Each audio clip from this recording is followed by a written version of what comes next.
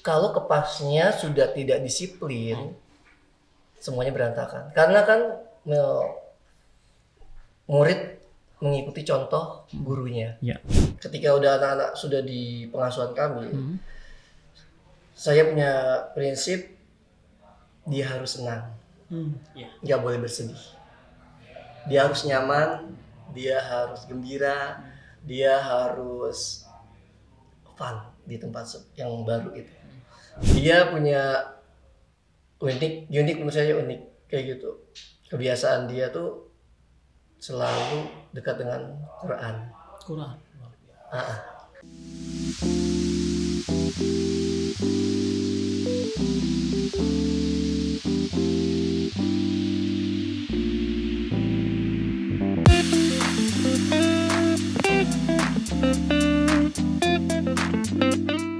Assalamualaikum warahmatullahi wabarakatuh. Ketemu lagi sama orang yang paling ganteng, yaitu Rais Endut dalam acara dan gelombang yang sama, Bincang Sahabat. Kali ini saya sudah mempunyai satu narasumber yang luar biasa, yang masih muda, yang masih ganteng, tapi masih gantengan saya.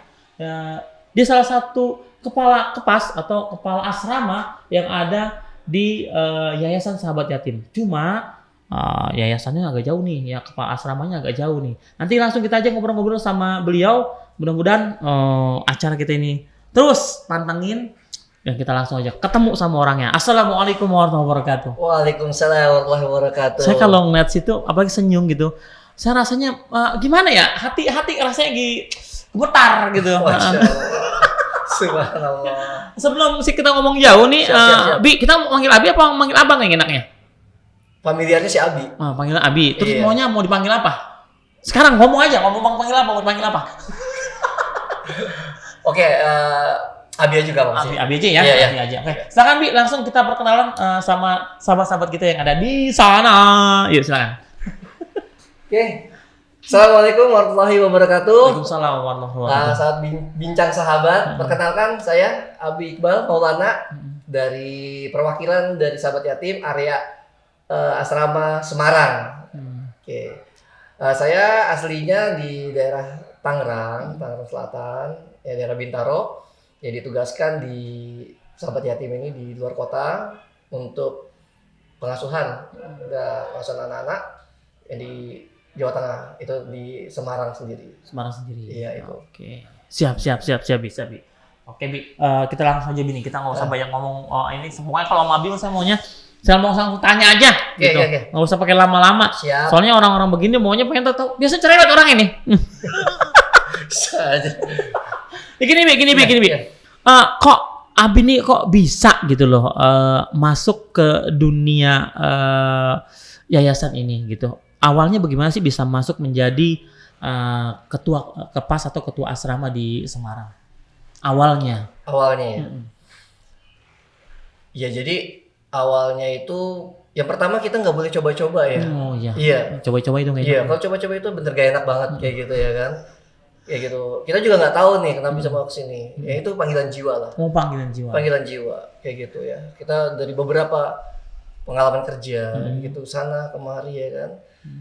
Kayak merasa kurang fun aja kayak gitu ya. Akhirnya ada nih teman di lembaga sosial juga kan gitu ya. Kayak gitu. Coba ke lembaga sosial gitu. Ketemulah nih Sahabat Yatim nih. Masya Allah di dalamnya banyak sekali yang nggak pernah saya temukan kayak gitu. Akhirnya coba ngelamar, alhamdulillah diterima kayak gitu. Ya karena niatnya kita udah baik ya kayak gitu ya. Tapi awalnya ngelamarnya jadi apa? Saya awalnya ya sesuai lowongan aja yang ada. Lowongan. Jadi ketika itu ada beberapa pilihan kayak gitu karena niatnya kita ya mau sosial kemana aja lah nggak apa-apa. Jadi diarahkan oleh pihak Sahabat Yatim menjadi kepala asrama Gitu. kayak gitu. Diarahkan ke luar kota. Saya nggak shock karena niat saya udah baik kayak gitu. Kan mungkin ada yang shock ya, jauh gitu ya, jauh banget gitu ya luar kota. Tapi saya enggak karena saya mencari bekerja sambil ibadah insya Allah kayak gitu. Makanya saya siap dimanapun di tempat yang berada. Oh gitu. Kayak gitu sih. Tapi awalnya Abi ini kerjanya apa Pak? Sebelum masuk ke wilayah yang namanya asrama ini awal bekerja? Awalnya dulu saya sebagai karyawan di suatu bank kayak gitu yang di Jakarta, kayak gitu ya, karena udah mengikuti hal tersebut kayak ya ada terkesan ingin sedikit merubah gaya kerjanya. Jadi kan berbanding terbalik lah nih bahasanya, dari bank pindah ke sosial kayak gitu. Iya. Berapa di bank itu duitnya gede Bu Abi? Duit orang, Pak. Hah? Duit orang. Bukan duit saya, bukan duit saya. Duit orang. Duit orang. Iya. Kalau duit gin mah nggak mau ya? Iya. Duit orang, Pak. Terus sudah berapa lama Bi? Abi ditugaskan menjadi kepala asrama di Semarang. Jadi awalnya saya masuk itu tahun 2020. Tahun 2020. Sebelum corona. Nah, sebelum corona saya sudah masuk di tepatnya bulan Februari lah. Februari saya ditugaskan di sana. Berarti hampir 2 tahun lebih ya? 2 tahun lebih lah. Jalan 3 lah ini. Tapi saat itu maksudnya istri sebelum Abi mengambil langkah ini jadi ketua Kopas itu istri memperbolehkan nggak sih, setuju atau nggak sih keluarga ini? Nah itu ya, jadi emang ada sedikit perselisihan pendapat kayak gitu sama keluarga. Iya betul sekali, tapi ya kita ketemulah jalan tengahnya seperti itu. Ya alhamdulillah bisa berjalan semua bisa. Langsung semua anak istri diajak ke sana langsung. Iya kita ajak kayak gitu. Gitu. Di sana ada beberapa orang yang menempati asrama tersebut. Yang diasuh maksudnya? Yang diasuh bener. Oh yang diasuh kita ada 7 orang. 7 orang. Iya. Laki-laki atau perempuan? Ya kebetulan asrama kami ini adalah asrama laki-laki. Laki-laki. Iya. Luar biasa ya. Asrama laki-laki langsung dapatnya anak-anak laki-laki. Ya biasanya kan kalau anak-anak laki-laki susah diaturnya nih gitu. Nah berarti punya tantangan dong. Karena ini kan Abi baru nih, tapi sebelumnya diberikan pelatihan dong juga sebelum masuk ke dunia ini sama yayasan. Ada kita dikasih bekal. Jadi sebelum masuk sini pun juga dikasih bekal dulu lah, kayak gitu, di training, ya dibekalkan kayak gitu, ya biar tahu lah gitu cara-caranya. Jadi alhamdulillah belajar dari sini. Belajar dari situ. Jadi jadi sebelumnya nih diberikan training dulu, betul, langsung di sana, di tempatnya di sana. Berarti sebelumnya memang sudah ada orang lain di situ ya? Apa baru itu? Baru. Oh, jadi si Abi ini dikasih tempat emang yang baru. Jadi baru dibuka asrama itu. Betul sekali. Betul sekali. Luar biasa dong. Betul jadi sekali. Langsung memang tantangan dong ya buat Abi. Buat Abi banget ini. Tantangan sekali. Nah, tantangan apa yang kira-kira yang Abi dapatkan saat itu? Yang pertama sih dari karakter. Nah, karakter kan anak-anak kan berbeda-beda. Ini kan ada dari yang umur paling muda sampai yang udah dewasa kayak gitu ya kan. Nah itu ya kita harus bisa membacanya dan juga bisa menengahinya seperti apa. Yang paling muda umur berapa tahun? Kalau dibilang muda ya kagak ada yang muda lah. Namanya cowok itu kan seperti apa ya? Ya kan bapak yang menjadi anak-anak. Maksudnya nih, anak umur berapa tahun yang paling muda? Muda. Bukan muda, Bu. Bukan muda. Kalau muda itu mumu ada muda. Ya? Ini muda. Oh, paling muda. Paling muda itu. Ya, Bapak lupa ya. Kalau saya bilang paling muda. Ada silakan. Jadi paling mudanya itu berapa ya? 6 tahun lah. 6 tahun.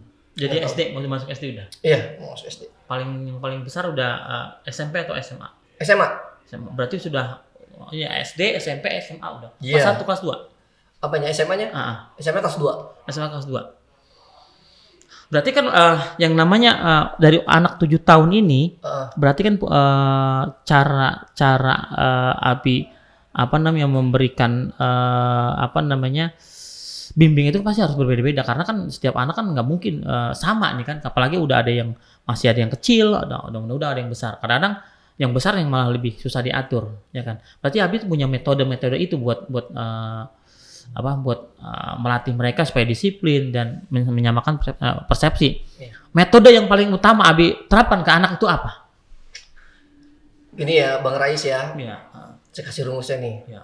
Jajan 2 kali 3, 4 kali 6 gitu. Ini buat kita aja ya. Ini rumusnya buat kita doang nih. Buat kita rahasia.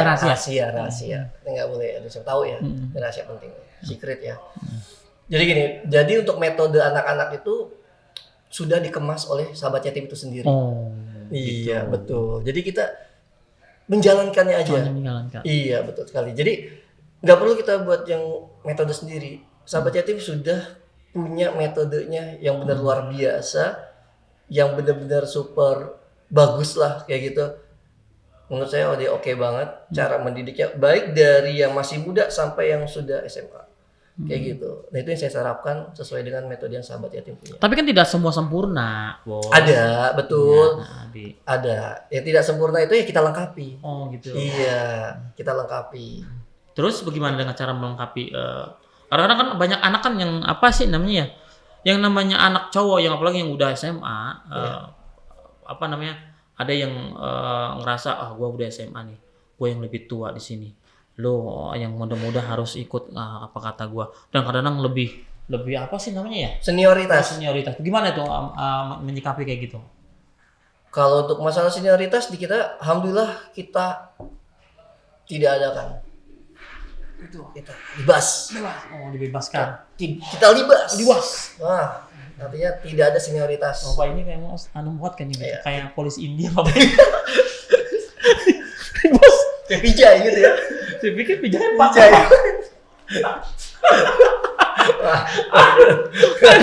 Iya. Dari tadi saya lagi mikirin Bapak ini sebenarnya polisi India atau bukan? Pijai saya. Pijai. Iya. Ya Allah ya kan. Bener-bener luar biasa Bapak. Maaf ya Pak. Kalau saya jadi panggil Bapak, saya panggil Abi dong. Iya. Jadi saya panggil Bapak. Luar biasa. Jadi intinya gini ya. Tidak ada kesenior-seniornya. Tidak ada. Semua jadi mengikuti aturan yang udah. Iya, sudah berlaku. Yang udah berlaku di situ. Iya, tapi kan tidak. Mereka semua sekolah semua kan? Alhamdulillah semua mereka sekolah kayak gitu. Dan yang paling penting adalah jadi saling menghargai. Antar yang tua menghargai yang muda. Dan yang muda harus menghormati yang tua. Itu penting. Bagaimana nih menerapkan kedisiplinan kepada anak-anak, apalagi kan anak-anak susah banget kalau cowok. Bagaimana caranya? Ya caranya satu. Yang pertama dari kepasnya itu sendiri. Kalau kepasnya sudah tidak disiplin, semuanya berantakan. Karena kan murid mengikuti contoh gurunya. Kalau gurunya nggak baik, pasti muridnya seperti apa, ya kan? Berarti artinya kepasnya itu bisa merubah dirinya sendiri, kayak gitu dengan biar muridnya atau anak-anaknya itu mengikuti, kayak gitu. Benar nggak sih? Saya paham. Dari tadi saya dengerin Bapak, paham nggak saya gitu? Ternyata saya paham. Ya, cuma Pak gini Pak, Bapak kan semua punya anak juga nih, ya kan? Ada nggak bedanya mengurus anak sendiri dengan anak ibaratnya kita bilang anak orang lain lah gitu. Bagaimana Pak? Ada nggak rasa perbedaannya? Beda lah pastinya. Iya, pastinya beda. Karena kan ini anak orang yang kita. Ya kalau anak jin nggak boleh pasti kita mau pegang. Saya juga nggak mau pegangnya. Anak jin, baru izin anak. Nanti orang tuanya marah. Bisa saya disulap sama dia, ya kan? Jadi ganteng bisa saya. Saya nggak mau kayak gitu. Bapak jangan begitu dong Pak, saya jadi pengen ketawa. Ya terus Pak. Ya jadi kalau untuk perbedaan pasti ada ya kayak gitu. Tapi ya kita namanya sekali lagi kita dalam satu pengasuhan, kita pukul rata tidak ada dibeda-bedakan, tidak ada saling kecemburuan sosial. Gitu namanya aturan mau anak sendiri atau anak pengasuhan, namanya aturan sudah ditetapkan. Semua berhak menjalankannya. Otomatis anaknya terbawa ya di situ ya? Tetap terbawa pengaruh. Terbawa pengaruh, jadi disiplinnya. Betul sekali, tepat sekali. Kadang-kadang kan ada Pak anak sampai Abiku mah sekarang udah nggak mau memperhatikan aku gara-gara ada ini. Ada pernah keluhan itu keluar dari mulut anak Abi sendiri? Sebenarnya enggak sih, Enggak karena juga. anak saya juga masih kecil ya. Oh gitu. Iya. Berapa tahun Mbak anaknya? Masih SD sih, baru kelas 2. Oh baru kelas 2. Iya. Berapa punya anak berapa emang Bi? 2. Ya, nambah dong. Nanti dah. Saya udah 4. Bapak doyan. Jadi ya, mungkin ada nggak cerita-cerita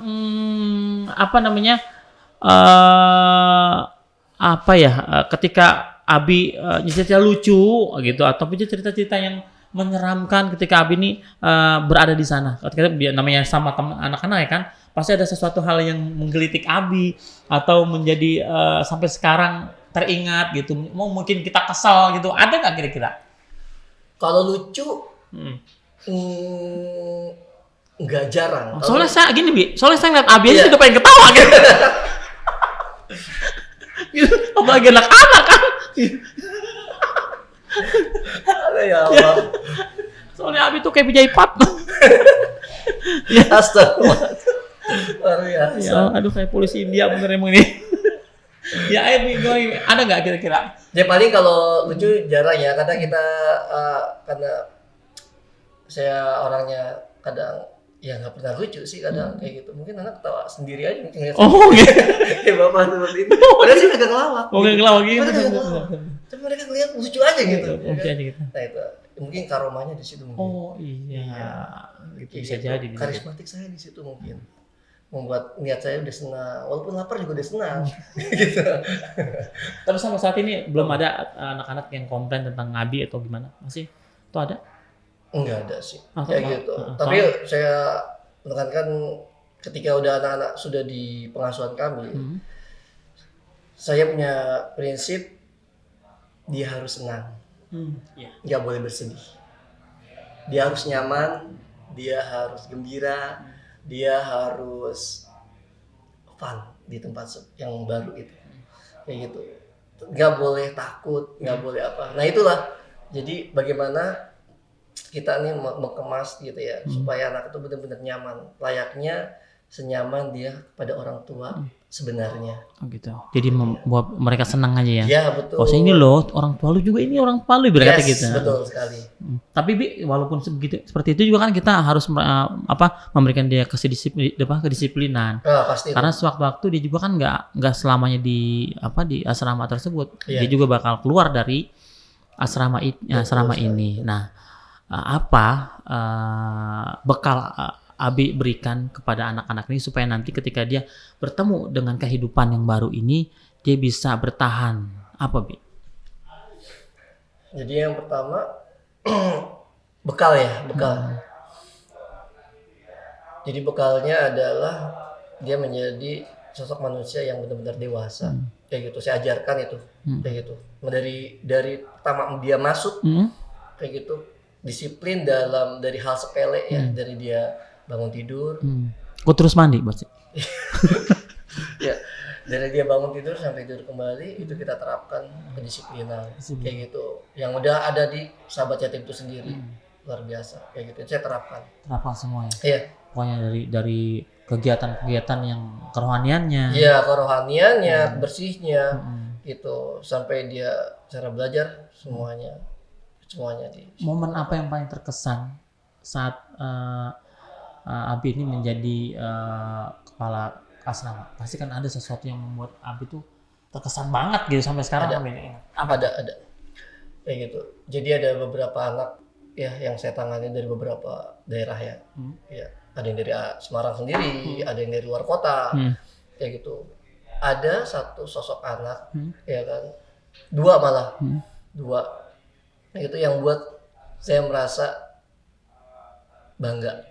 Ya, itu artinya ya kita pun dulu kalau bayangin, oh ternyata kita tuh bisa ya untuk mencetak hal seperti ini, walaupun nggak mudah gitu ya kan, ada prosesnya kayak gitu. Dia masuk dengan dia tahu lah dari orang tuanya kayak gitu, ngobrol kita, anaknya masuk nggak bisa apa-apa kayak gitu kan. nggak bisa apa-apa gitu. Terus kita didik selama kurang lebih 2,5 tahun kayak gitu sampai dia berprestasi. Apa tuh? Prestasinya menurut saya, mungkin menurut para bincang sahabat semua kurang menarik ya, tapi menurut saya ini sebuah luar biasa kayak gitu. Dia punya unik menurut saya unik kayak gitu. Kebiasaan dia tuh selalu dekat dengan Quran. Jadi setiap yang belum saya temukan, yang pernah saya minta gitu, baru ini wah selalu dikit-dikit dia buka, selalu dia dikit. Latar belakangnya emang dia bener-bener orang-orang yang kurang berada kayak gitu, tapi semangat untuk belajarnya luar biasa gitu. Itu yang jarang kita temukan di negeri ini kayak gitu. Walaupun ada ya, tapi yang pertama kali yang saya berkesan, baru pertama real yang saya lihat ternyata ada ya yang seperti itu. Dan sampai sekarang ini masih ada di masih sekarang hafalannya alhamdulillah udah masuk 3 juz 30, 29, sekarang 28. Dengan umur? Dia SMP kelas 3 sekarang. Kelas 3 sekarang. Cuma hafalannya udah sampai segitu ya, jauh. Iya, dia baru 2,5 tahun dari Iqra. Luar biasa. Masuknya dari padahal 2,5 tahun ya di situ dia ya. dari Iqra 3, saya ingat banget. Kan masuknya itu dia ke asrama kita tes. Hafalannya masih 5 surat baru hafal. Baru Iqra. Kayak gitu. Tapi semangat belajarnya yang luar biasa, subhanallah. Kayak gitu. Itu yang bikin saya takjub, merinding saya. Yang bikin saya bangga pada anak-anak kayak gitu, dan yakin ini anak akan menjadi penerus bangsa yang terbaik. Amin. Semoga. Gitu. Tapi kemarin dia nggak itu kan? Enggak. Udah nggak ngerasa tahu. Betul sekali. Karena kita kasih motivasi. Kayak gitu. Itu umur berapa tahun dia masuk itu? Dia sekitar, kalau sekarang di kelas 3, sekitar 10-11 tahun lah. Oh, saat itu. 10-11 tahun. Berarti umur 3 tahun ya? Umur 3 tahun belum? Belum 11 tahun. 11 tahun. Ya. Kalau kelas 3 apa nih? Kelas 3 SMP. Oh, kalau SMP udah lebih 13-an. 13-an sekarang kan? 13-an sekitar segitu. Ya 14 lah. 13-14 lah. Ya segitulah. Karena emang anak-anak kelas 3 SMP 14 tahun. Iya, betul. Tapi itu prestasi loh. Saya pernah ikuti juara lomba tahfiz Quran se-Jawa Tengah. Oh, ada kegiatan kayak gitu. Iya. Luar biasa. Itu dari seluruh kota anak yang kita bina, sahabat yatim yang khususnya Semarang ya. Itu juara 4. Juara 4 luar biasa. Padahal baru ya. Iya. Padahal maksudnya saat itu sahabat itu memang baru ada di situ gitu. Iya, selama periode 2 tahun gitu baru ada saya beranikan juga coba. Menurut saya layak mencoba kayak gitu. Tapi ini emang kegiatan antar yayasan gitu. Iya, itu dari sekolahnya diadakan antar buat satu kota itu. Ya alhamdulillah kayak gitu juara 4. Mereka pada minder nggak sih ketika mereka masuk ke sekolah gitu? Karena gua nih kan anak asrama, gua pasti malu kan. Ada. Pasti. Pernah. Itu rasa minder itu kita nggak usah pungkiri ya. Kayak gitu. Anak-anak namanya masih anak-anak ya. Gua di tempat gini ya kan. Mungkin takut dibully ya sama teman-temannya ya. Kayak gitu. Tapi sekali lagi kita memberikan nilai-nilai positif. Ya, nilai-nilai menghilangkan bulian-bulian tersebut. Jangan sampai nanti hal tersebut tertancap di hati dia. Makanya saya beri motivasi terus, setiap hari motivasi, bangga kayak gitu. Jangan bangga dengan diri sendiri ya. Iya, bangga dengan diri sendiri, bangga yang udah dijalanin. Walaupun kita tempatnya di asrama, kita bisa berprestasi. Amin, benar. Kayak gitu. Kita tunjukkan bahwasanya kami yang ada di sini bisa untuk kayak orang-orang sama dengan ada semua gitu kan ya. Sama dengan ada. Nah, ini satu lagi Abi tolong diberikan pesan ya, dan harapan Abi ini apa untuk anak-anak yang ada di asrama tempat Abi berada, harapannya apa? Khusus buat ya harus itu. Harapannya adalah belum mulai Pak. Belum. Iya. Saya udah mau nangis itu. Ya. Saya panggil polisi ini juga nih dia nih. Ya, ayo, harapannya. Harapannya adalah harapan saya nih ya yang terbesar buat khususnya buat Semarang ya, anak Semarang gitu, anak asuhnya menjadi minta akhlak yang mulia pertama gitu, ingat selalu pada orang tuanya, berbuat baik kayak gitu, terus hafal Qur'annya kayak gitu, dan juga menjadi orang sukses dengan niatnya dia. Saya nggak pernah menghalangi dia mau masuk apa cita-citanya apa kayak gitu, setidak-tidaknya dia bisa membanggakan orang tuanya, fid dunya wal akhirat kayak gitu. Dan juga kita dapat kebahagiaan, artinya bisa menyelamatkan kedua orang tuanya, begitupun dari sahabat yatim itu sendiri, baik secara krunya atau secara donaturnya atau dermawannya semua kayak gitu. Karena apa? Ya aset lah. Anak-anak kalau dibilang harta, invest yang paling bagus emas atau apa sejenisnya itu ya, benda-benda ya. Padahal anak lah yang lebih paling aset yang paling besar. Kayak gitu. Makanya didiklah anak itu sebaik-baik mungkin. Kayak gitu. Karena asetnya fid dunya wal akhirat. Gitu. Cuman bukan dunia aja tapi akhirat juga. Akhiratnya dapat. Salah satu aset buat kita juga ya. Betul. Karena ada 3 yang dapat menyelamatkan kita. Pertama, doa anak yang soleh. Terus ilmu yang bermanfaat. Sedekah jariah. Berarti betul. Anak ini yang paling buat. Kalau kita nggak punya sedekah, nggak punya ilmu bermanfaat, ada anak nih yang doain. Ibaratnya gitu ya. Betul sekali. Mudah-mudahan Abi ini juga dapat itunya. Dapat syafaatnya. Amin. Itunya apa syafaatnya? Iya, Aku pikir itunya apa ya. Luar biasa. Ya, Bi, berhubung memang waktunya, jam saya emang ya. Jadi orang-orang yang beriman doang emang yang bisa ngelihat.